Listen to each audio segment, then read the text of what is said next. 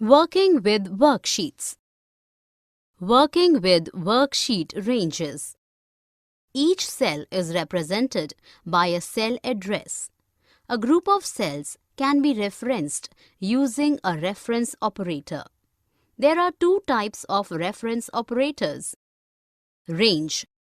A range reference refers to all the cells which are between including the reference. A cell range reference contains two cell addresses separated by a colon. The range reference C1 colon C4 includes cells C1, C2, C3 and C4. Union. A union reference consists of two or more cell addresses separated by a comma. It includes two or more references. For example, the reference B7, C7, D7 refers to cells B7, C7 and D7. Using range names in formula.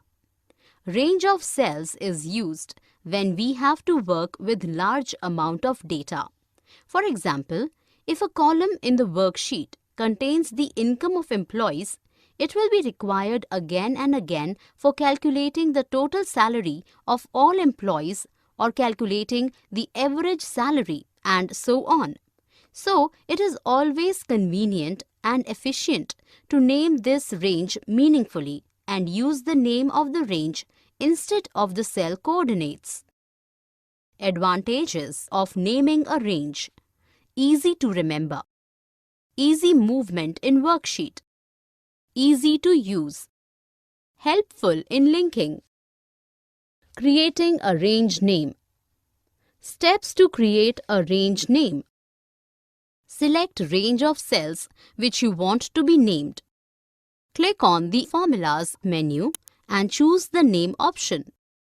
Choose the Define option from the Name sub-menu. Type the name of the range in the workbook text box. Click on the OK.